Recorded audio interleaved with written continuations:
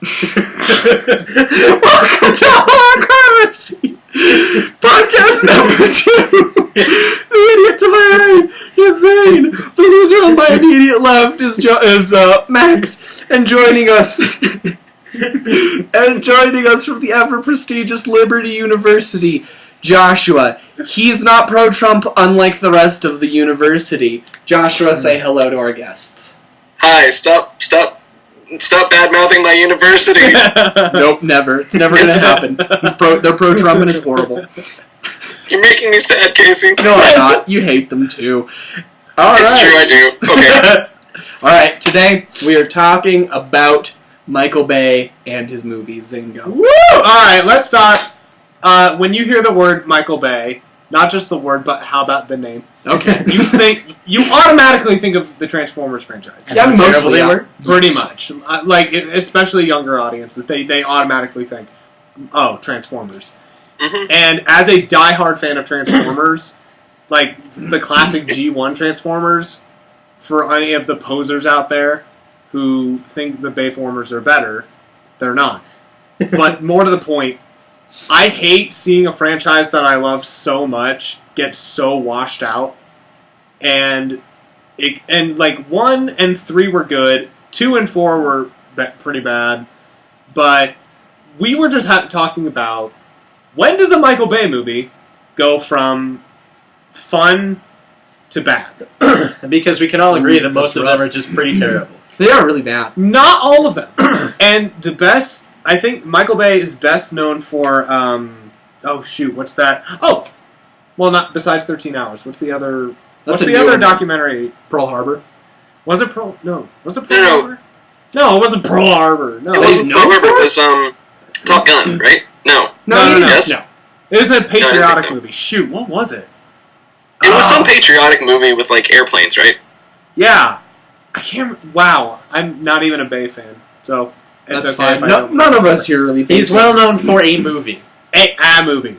But, I feel like it's Pearl Harbor. I don't think it was Pearl Harbor. You're probably wrong. Really? I only know him from the Transformers and Pearl Harbor. Okay, But, okay, let's pull it back. Okay, so we all agree... I think we all generally agree... That most of his movies are terrible. Most of his movies are terrible. But... Transformers 1 and Transformers 3... Yeah, it was Pearl Harbor. Was it Pearl Harbor? Yeah. Sup, son? Sup? Do you want a cookie or a small parade? I want both. Too bad. I can give you a small parade. I want both. That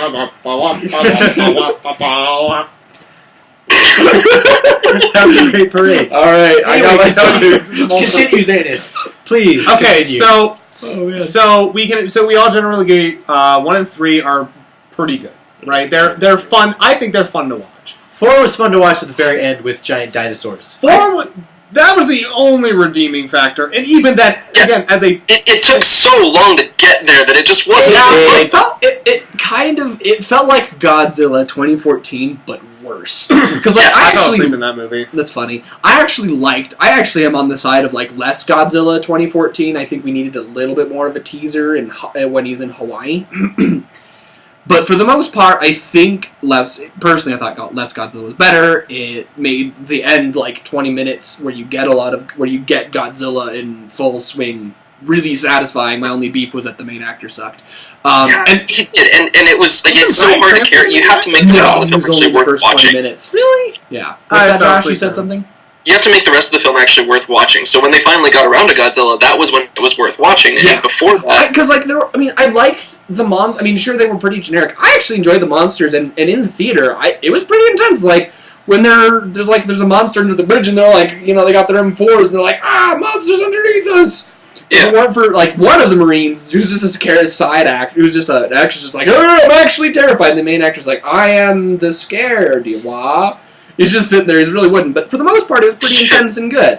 Yeah. With the monsters and stuff, but just his acting sucked. Anyway, back to Bay. So much. That actually ties directly into Transformers 4. Yeah, that's what I was talking about. It's Transformers 4 was that, but even worse. Because Michael Bay somehow made robot death battles boring. Yeah. Well, it's because we desensitized ourselves. Yeah, that's true. We've been oversaturated with robot originally, like, that's a part of what made the first Transformers so good. Because you're watching, Starscream buzzing around, they got buzzsaws, and they're hacking at each other. Scorponok comes out of the sand, and it's all slow motion. You see the sand flying everywhere behind that guy. That was really cool. Yeah. I think part of the reason is that it got to a point where suspension of disbelief was just not possible anymore. Like, especially in circumstances like in the most recent one where they have that like weird Transformer stuff. I hate that. Yeah, the Transformium stuff where the robots literally like decompose themselves into these little particles and they can just flow randomly and just there's no justification for why that can't be used to just win. And they called it Transformium. Well, that's not actually so bad. Seriously, that's not even the worst part, okay? That's fine. I don't care what the frick they call it. It's the unobtainium. It's the random stuff, the junk, the garbage, It's the product placement they used with it. It's McGuffium. Yeah, that was fun. It is McGuffium. McGuffium. It's not only McGuffium, it's product placement McGuffium. Yeah, the robot battles. I don't mind that. I actually personally enjoyed Transformers 4 more than 2 and 3 because I just really like Stanley Tucci and Mark Wahlberg. Oh, Stanley Tucci was brilliant. Especially when they started interacting with each other and they're being like smart, just being really smart ass with each other. It's so much fun, Mark Wahlberg's like fighting robots with his laser sword. Pew pew pew. Stanley Tucci says something smart assy and Wahlberg's like, shut up. It was great. I loved it. Yeah, was that one like on board the ship? I can't even remember now. Yeah, I don't know. That one was when you had what's his name? Locke shoots the Deathlock or something. No. That's a DC character. We're going to see the movie. Oh, I remember what happened. I was watching that in theaters. Wait, I was with you, Casey. I was with you. And do you remember the guys who were running the projectors screwed up? They screwed up and like half the screen was gone for a short section of the movie and the audio was like weird and stuff. I'm not sure if I Did remember I that. see that with you? You might have seen it with me. I remember that. Yeah, I think you were with us. We saw Transformers together. We saw Transformers. That's when we saw Transformers 4, and I really liked it. Right. I don't know if you were there with us or not. But like for whatever reason, the guys who were running the projector just screwed that up. That's like a side point entirely. I don't know. Yeah, I know. It's not relevant. Yeah. Here's another little anecdote. No, not really. So here's the thing. Maybe this is a decent explanation. Besides just like suspension of disbelief, that can be a relevant point where Bay turns from fun to just bad. That could be one way that it happens. But I think another way that it happens is when not when suspension of disbelief becomes a problem, but more like when you can't really take it seriously anymore, when it's trying to make a significant moral point of some kind. Teenage Mutant Ninja Turtles. Wait, and you know that it really shouldn't be trying to do that because Bay just has no idea what he's talking about, and the movie just needs to stay with fun, but it tries to get serious, and you're like, no, this is not working for you. Especially with things like Teenage Mutant they tried to make Teenage Mutant Ninja Turtles dark and gritty. Just say that word. Teenage Mutant Ninja Turtles. There's no dark or grit in that freeze at all. I still enjoyed that movie. I thought it was really fun. It was enjoyable. It was super fun. It was horrible. If they were gonna have Transformers like try to be dark and gritty or try to be morally profound or something like that, there were so many more directions that it needed to have gone before it got to this point in the first place, and now that we've come this far with the gratuitous robot combat and the absolutely ridiculous absurd technology and like giant dragons made out of metal that breathe fire, that kind of stuff just makes it impossible for me to take Bay seriously now when he tries to make some kind of relevant moral point. So although that's where it gets bad, is when he's trying to impact my life in a significant moral or spiritual fashion, and I'm just like, no, that's not what I'm getting out of this movie. I don't give a crap about what you want me to get out of your movie. I'm not getting anything out of your movie. Yeah, it just gets bad. Well, and I think that's what's funny is like Bay movies are typically seen as just dumb fun movies. They are. So I mean, to say you're going to take something out of the movie is, I think, not like subjective, but like you can take what you want from it. necessary. Transformers, it's Teenage Mutant Ninja Turtles, it's Battleship. Battleship was fun. It's modern art. It is modern It's art. modern It is art. modern art. It's a piece of crap that's for some reason people love. But it's art. But it's modern art for the layman, for the person who's not a millionaire, right? Because you got all these millionaires. Oh, this piece of dirt, it reflects on so many social economic statuses, and you're like, Do you need a monocle? yes. You guys, there was actually This piece of dirt. It means so much. It's taken from the soil of North Korea, and it's such an eloquent commentary on why America sucks. I love that. Yeah, there was an art display at one point, and Dang this guy had this art display, which was literally just a pile of trash on the ground in the art museum. Yeah. But it wasn't properly labeled and stuff, and the janitor actually swept up this $50 million art display into a trash can. And then you have to ask yourself the question, why the hell was it $50 million? What? It makes no sense. You have these stupid rich people. If that's $50 million, just Zayn the monocle back, just pontificating. This is worth $50 million. I love it. Max, I need you to say what it is. Do you need a monocle too? No, he doesn't need a monocle. Pile of trash. Oh yeah, it's a pile of trash. No, it's a piece of beautiful art that represents the waste of America, because America sucks. Well, it does, but it's a pile of trash. They just sit there and it's like, what are you... No, there's a scene from, Is it a Michael Bay movie? No, it's not a Bay movie. It's Parks and Rec. I love Parks and Rec. I love Parks and Recreation. Watch that show. Seen it yet. They're in this hipster ladies thing, and she's like, it's the whole new craze, beef milk. It's like almond milk that's been squeezed through tiny holes, and Ron Swanson goes, "That's fucking milk." And that's what it is. That embodies modern art. It's so ridiculous. It's milk. It's just milk. You're idiots. These rich people are idiots. I don't know. Apparently, rich people are idiots. Modern art's silly. Rich people, not all rich people are idiots. We need to bring in. I have friends who do art, they draw just everything, and they're really good. Yeah, no, and they always complain about modern art. Yeah, because modern art's stupid. It doesn't make any sense. You go to Etsy and these these just people who draw things pictures of dragons and stuff, and you see really cool dragons and designs and stuff. But again, you go to the modern art museum and it's and just you see a canvas covered in splatter paint. Yeah, it's like my 2-year-old drew a sculpture, exactly like that.